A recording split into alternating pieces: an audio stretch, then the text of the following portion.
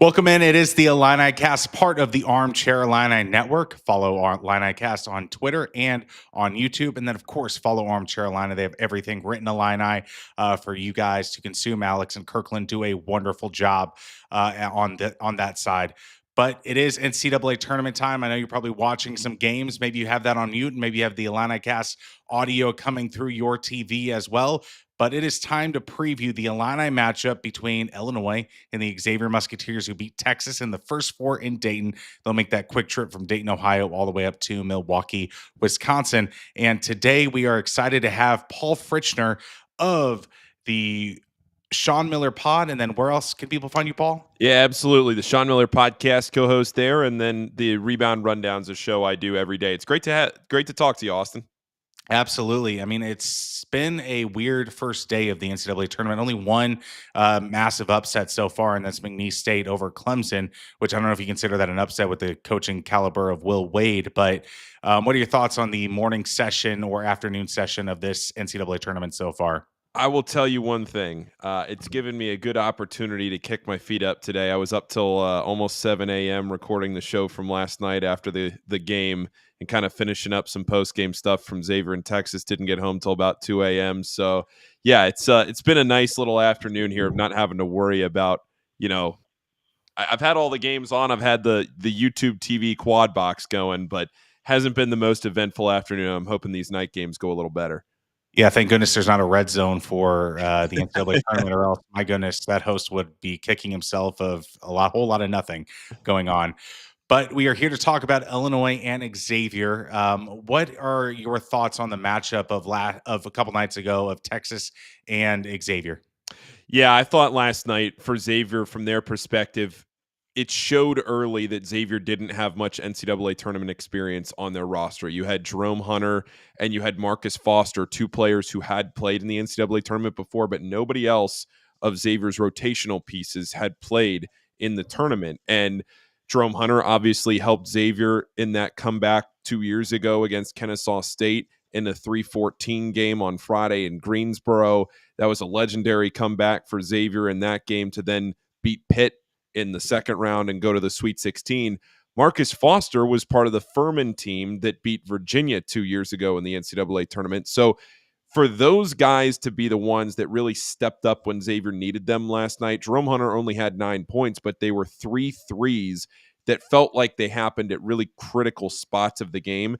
And then Marcus Foster scored 22 points, incredibly efficient. He was 8 for 9 from the field. He made 4 threes in the game. And I just thought the way that Marcus Foster played was just, you could tell it was somebody who had been on that stage before and who knew what he was doing in the biggest moments of the game. He took efficient shots. He defended well last night, made smart plays. And when Xavier got into foul trouble with two of their best players, Zach Fremantle and Ryan Conwell, if you're a Xavier fan, you're sitting there scratching your head and going, uh-oh, I hope things are going to go all right here down the stretch, because they might not. There's a chance that into the end of this first half, things get out of hand. Without Ryan Conwell or without Zach Fremantle, things could go south. Saw that last week for a brief stretch in the second half when Conwell and Fremantle were both out of the game together against Marquette in the Big East quarterfinals. That didn't happen yesterday. They got good bench production from John Hughley. Defensively, especially, he hit the 1-3 that really changed the game late in the second half. But overall, this was a Xavier team that showed its resiliency yesterday against Texas. It showed why they're the second most experienced team in the country, Austin, just behind UCLA. Only UCLA has more Division I minutes on their roster than Xavier does, but they don't have the tournament experience. And I think that's why, if I'm a Xavier fan, I'm very encouraged going into this game against Illinois on Friday night, because it feels like they finally got that weight off their back. All of these guys have been waiting years to play in the NCAA tournament. They get it, they win it, and now they can move forward with maybe some less pressure on them. So let's put a time machine on. Say Illinicast is doing a preseason preview on Xavier. What would you say about the Musketeers? And then how would you grade based on those expectations on where Xavier's at right now? That's a great question, because going into the year, we thought this was going to be a Xavier team that could score 95 points a game. And it was going to come down to, can Xavier outscore you? And that was going to be how these games would go. That's not how it played out. Now, the caveat there is that Xavier lost their starting center 3 weeks before the season started.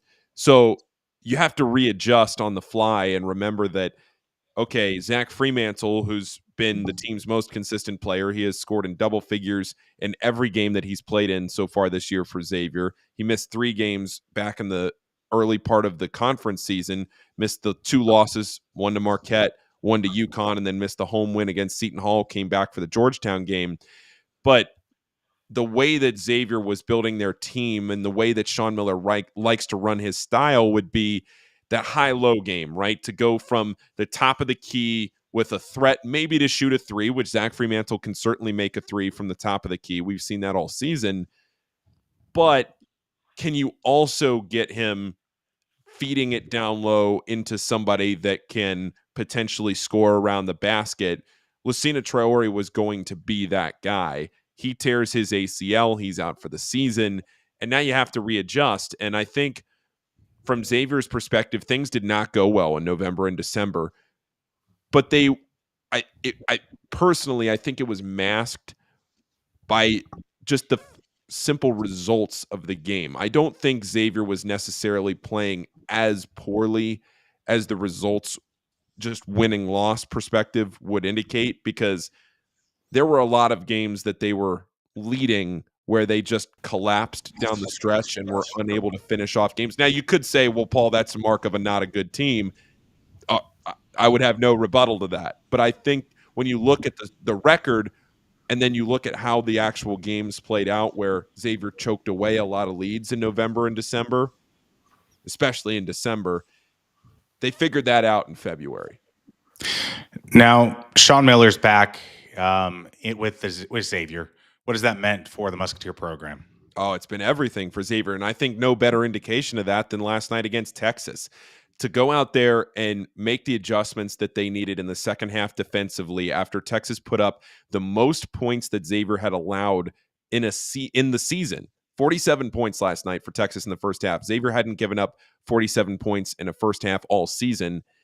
For Xavier to come out in the second half and make the defensive adjustments that they needed, while also at the same time balancing the lineup rotations of your 2 best players being in foul trouble, all of that woven together shows to me why I think last night's game was won just as much, if not more, from the coaching staff as it was. Obviously, the players have to put the ball in the basket. We know that.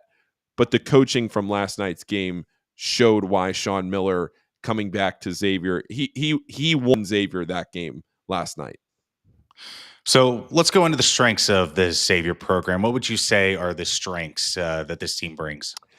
Well, I'll tell you right now, Xavier is the 6th best three-point shooting team in the country. They're the 11th best free throw shooting team in the country, which means, for one, if you give them space on the perimeter, if you don't close out hard enough, if you don't make the adjustments you need to out on the three-point line, Xavier's going to light you up. They shoot almost 40% from 3 on the season. And second, when it comes down to it at the end of the game, they're going to hit their free throws. They didn't hit their free throws at the rate that I think they would have liked to last night in Dayton, but I think part of that too was jitters. I think part of it was them trying to get themselves into the flow of playing in the NCAA tournament. This team hits free throws at an elite level, and it shoots at an elite level from 3. That's where I think Xavier, I know Illinois has an incredible perimeter. They have draft picks. They have a lot of talent there around the outside. I'm very curious to see tomorrow night how these teams match up from that perspective, because I think this could be a really, really fun game.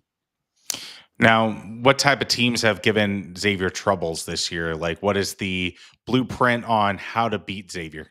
Yeah, I think the team that has given Xavier the most trouble this year is a team in St. John's. And I know that's easy to say because St. John's the 2 seed. They've given every team a lot of trouble. But the St. John's game at the Cintas Center back in early January, I think it was January 7th, that game was the turning point of the season because Xavier only ended up losing by 10. But to anybody that was at that game or in that building, it felt like Xavier lost that game by 30. And I'm not kidding. They got punked. They got ran out of the gym in their own gym. And they had no answer for a St. John's team that scored it well, that defended them hard. Their ball pressure was incredibly tough, and they couldn't handle it. From that point on in the rest of the regular season, Xavier went 12-3 down the stretch. A St. John's team that got up in them, had a ton of ball pressure, gave them a ton of trouble out on the perimeter. That's what really bothered Xavier. And you saw that a little bit with Texas last night, where Texas, to me, had the athletes and the athleticism, the speed, the ability to score in transition, checked a lot of boxes for a game that Xavier could have very easily lost by 15 or 20 last night. But the undisciplined nature of Texas's team in the second half was, in the end, what lost them the game, and the reason that Xavier was able to lean on that experience and come back and win it. Alex of Armchair Illini, he asked this question: will Xavier have trouble containing the size of a Visic and a Morez Johnson? Which I think is a great question. Thank you, It's a Alex. great question, and it's going to be, in my mind, what decides the game, because Zach Freemantle, throughout his career, was not ever known as a defender. He was never known as somebody that was going to be able to get you stops in the post.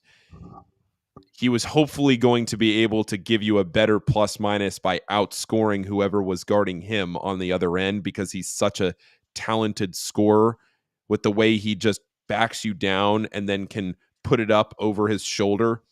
A really, really talented scorer from how Zach Freemantle approaches his offensive output. From Illinois' front court, that gives me a ton of concern, because not only do they have a good front court, they have the guards to complement them. And that's why this Illinois team, in my mind, has the talent of a 2 seed, but if I'm a Xavier fan, is seeded as a 6 seed for a reason. And that's why, going into this game, Illinois is a young team. They're inexperienced in the NCAA tournament. Xavier already has a tournament game under their belt. I think there are dynamics.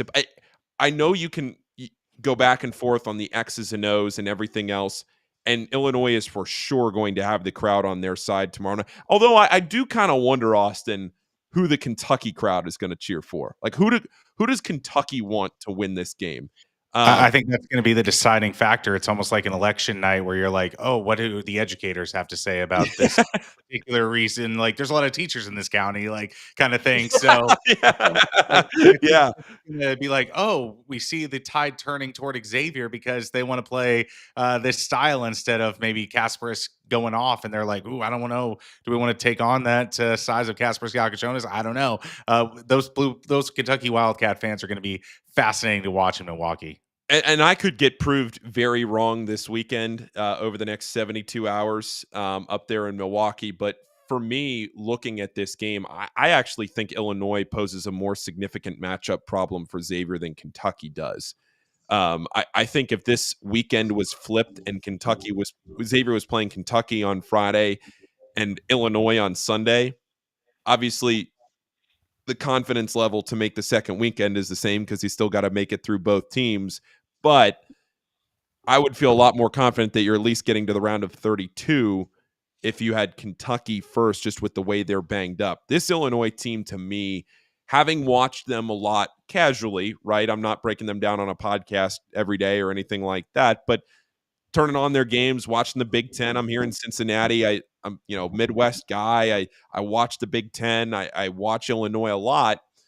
The way that they play concerns me from a Xavier perspective, but it doesn't concern me enough to think that Xavier can't win this game. Like, I don't, there's a reason that this is a 3.5 point spread, right? I think that Xavier's experience, their guard play will come into an effect tomorrow night that could prove to show that Xavier wins the game. But at the same time, what happens in the front court, I think, will decide the game. Yeah, I like Illinois on an X's and O's standpoint, but I feel like in an intangible way, Illinois has not proved to be that consistent force. If they were, like you said, Paul, they would be a 2 seed. So that's what really concerns me is Casper's going to turn the ball over? Is Ivisic going to chuck shots from the 3 point line? What is that going to look like? And I think a team like that's coached by Sean Miller can really exploit that. I mean, that's what he's done his entire career. If you look at in the past, I mean, so that's kind of what gives me the biggest concern. It kind of was Illini fans' perspective, who did you want to play? Did you want to play the great athletes of Texas with a very questionable coach for the Longhorns? Or did you want to play a great coach and possibly some suspect athleticism comparatively to the Illini? Yeah, and I think now you have a great coaching matchup between Sean Miller and Brad Underwood, and I think there is a lot to be said for what could happen tomorrow night, and I'm really excited to watch it. To me, I think that Xavier winning this game, and I've said this on every show that I've been on this week, that Sean Miller was on the wrong side of this game about 10 years ago, where he was at Arizona and they played a Wichita State team that had played in the play-in game in Dayton, and Wichita State came up to Providence, Rhode Island, and smacked Arizona. They came out of the gates fast. They won that game, in Sean Miller's own words, in the first 8 minutes. They came out strong and didn't look back. And I think we'll find out pretty quickly tomorrow night what Xavier team has showed up and what they can do offensively against Illinois. But even if this game ends up going the way it did last night, where Illinois has a marginal lead at the half or whatever, in this recent stretch of success for Xavier, part of what they have done is close games better than they did earlier in the season. The Seton Hall game stands out. They won the game, but it still got really dicey at the end. The Providence game on the road, the first game of the winning streak, that was also a dicey ending to the game. But outside of that, Creighton at home, Creighton made a run. Xavier was able to stretch the lead back to 22 when they had cut it to 10 from 22 originally. So it feels like, to me, if Xavier gets down in this game, I don't have as much concern for Xavier as I would have told you, Austin, if we were recording this on, December 21st. Steve, I apologize, and all Xavier fans, for the mispronunciation of Xavier, not X Xavier. Xavier. Thank you, Steve, for the pickup there. But question about Xavier: how do you think they will attack Illinois offensively, based on what you've seen from the Illini? Yeah, I think it's going to come down to the guard play. I think it's going to come down to relying on guys like Ryan Conwell and Dante Maddox to be able to consistently hit the shots that they've proven they can hit all year.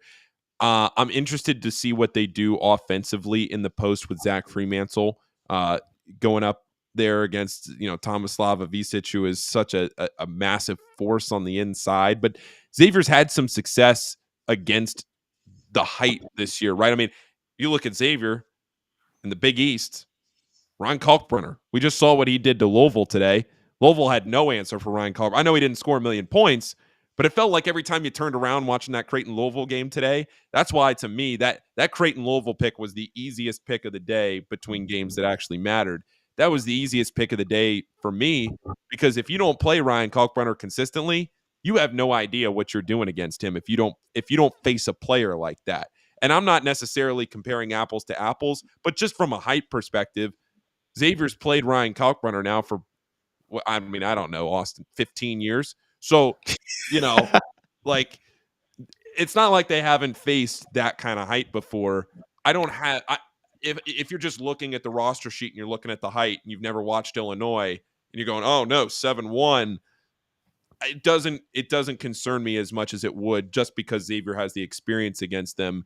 I would love to know what Xavier has up their sleeve tomorrow from the perimeter, especially with the way teams have chosen to guard Dalen Swain lately. Because Dalen Swain, to me, is Xavier's best NBA prospect. He's just a sophomore, and by age, he's a freshman, but by grade, he's a sophomore. So he's very, very young for his class. He is the best NBA prospect on Xavier's roster. Where Dalen has struggled this year is with space to shoot. because what teams will do is when Dalen gets the ball on the wing, he'll be right on the 3-point line. The teams will sag back into the paint like a pack line style defense. They'll sag back into the paint, and they will let him make a three, and he won't make it. And that's not his game. He is not a shooter, and he will instead try to attack, drive, get to the rim, and he'll score. He'll finish. He's very athletic. He can get to the rim. He can get to the foul line, and he's a great free throw shooter. But does Illinois play that gimmick style defense tomorrow and risk Dalen Swain maybe getting hot on a big stage and hitting 2 or 3 threes? Because if that was to happen, then you got to close out a little bit. Dalen gets by you. Dalen's very hesitant to shoot right now. I think that's something that he's going to focus on in the offseason, but you can't do that in 48 hours. So the perimeter play there, Conwell, Maddox, Dalen Swain, 3 big keys I'm circling. Now, defensively for Xavier, what do they like to do to make things difficult for their opponents?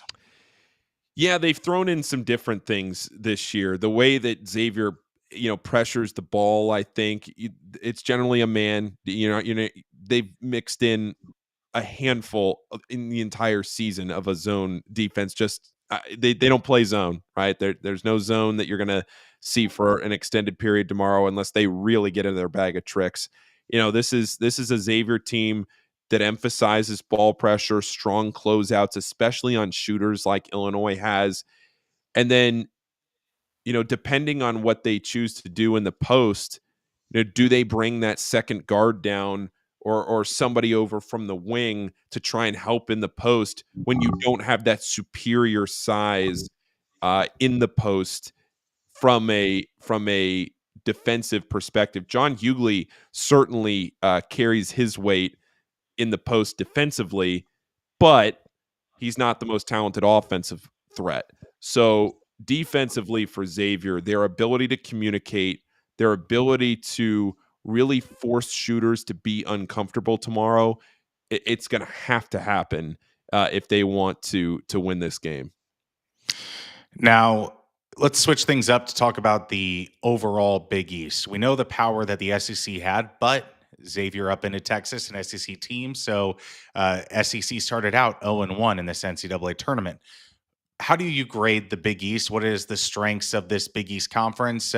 And was it a deep league in your opinion? I think this year's Big East, I'm excited to see how the rest of the teams do this year because, the Big East has 4 of the last 8 national champions. They have the last 2 national championships. The Big East has been very top heavy, and their team, you look at last year, they only got 3 bids. One was the national champion. The other 2 went to the second weekend. And then the last team, the 4th team that was just on the outside looking in, Seton Hall, they won the NIT. So a ton of postseason success last year for the Big East. But now with more teams in it this year, you've already seen Xavier beat an SEC team, like you said. You saw Creighton lay waste to an ACC team this year, and obviously the ACC had a down year. So I think while you might not have the true national championship contender in the Big East this year, St. John's, yes, but does their lack of shooting catch up to them, especially in the NCAA tournament where the whistle becomes tighter? St. John's relies on that. They rely on being able to play physical, really rough, tenacious defense. And if they can't do that, if guys start to get in foul trouble or if the fouls just add up, teams getting the bonus, I have concerns. I still think St. John's is a Final Four team. I'll be interested to see if St. John's is a team that could win a national championship this year. They certainly have the talent to do it, but just the way they play makes me wonder if they can do it in a tournament style like this over the next 3 weeks. But still, it just year after year, the Big East continues to show success at the top in the tournament. And I don't anticipate that stopping anytime soon. Now, Illinois got a Sam's Club sample of Dan Hurley last year. What's it like being in the same orbit as a guy like Dan Hurley in a conference? Because that feels like that would be the most grating thing ever. I personally I love what Dan Hurley brings to the table. I really do. I think he's great for college basketball. I think, he obviously what he does, he brings so much passion to the sport. He's very polarizing. Obviously, a lot of people don't like him, a lot of people love him, but everybody's got an opinion on him. And in this era of college basketball, the sport needs more of that. So whether you like him or whether you don't like him, at least you're talking about him, right? So I personally, having watched Dan Hurley now for years in person at more games than I can count, just because between coming to the Cintas Center, going to the Big East tournament, I see a lot of Dan Hurley every year. His teams play hard. His teams are talented. They're very well coached. Luke Murray is an exceptional offensive coach on the bench. Kamani Young. Also, that coaching staff is so, so good. So, yeah, Dan Hurley, he certainly is a character, but for the Big East, I'm glad he's in our conference. I will say that. So, what is your prediction for Illinois Xavier tomorrow night, 8:45 Central Time? The more and more I think about this game, the more and more I lean on the fact that Xavier, from a personnel standpoint, this is not a knock on Xavier at all. I mean, I think even maybe they would admit it to you. From a pure athleticism standpoint in last night's game, Xavier did not belong winning that game. They just didn't, right? I mean, there's no other way to say it. Texas, had they run things that got them easier looks, got into the basket, scored with ease, Texas had the athleticism and the speed to win that game last night by 10 or 15 points. But there's a reason Xavier has continued to win, and it's because they lean on experience. They lean on fantastic shooting, which is what you have to have in the NCAA tournament. And by the way, they've won in this building this year.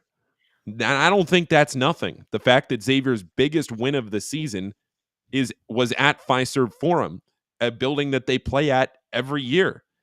And I know they get built out of the portal, so maybe some of these guys have only played one game there, but still, Zach Fremantle's been playing there for years.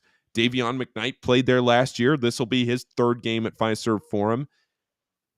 I think that for me, for as talented as Illinois is, I love the team that Xavier has become, and that's why I do think Xavier's going to win tomorrow night. But I think, Austin, it is going to be a fun Friday night in Milwaukee. This is a game that two teams can get up and down the floor. They can score. They can shoot.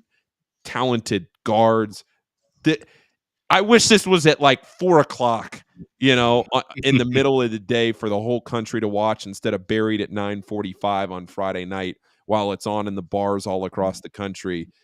I wish that this was right in the middle of the day, but this is a game that deserves its love because I think it's going to be a really fun one. Yeah, I mean, Illinois always plays Illinois in every single game, and it's all about who wins. Is it going to be bad Illinois or is it going to be great Illinois? Who's going to win that matchup? And Xavier definitely has the experience to help bad Illinois out a lot. So it's all about, can good Illinois overtake bad Illinois and Xavier, pardon me, at that good catch. moment. Thank you. But it's going to be a great game, and I can't wait. So, Paul, where can people find you once again? Yeah, absolutely. I co-host the Sean Miller podcast. We're doing a behind-the-scenes documentary this year covering Xavier from the start of the season till the end. So we're behind the scenes with everything, right now covering the team. And then podcast that I do every day covering college basketball. It's just about 10 or 15 minutes for your morning commute. It's called The Rebound Rundown. Quickly, what is one thing about Sean Miller that the public does not know about in terms of like just a fun fact? He loves his dog. He's a big dog guy. He absolutely loves his little dog. It's what makes him a human and not just a college basketball robot.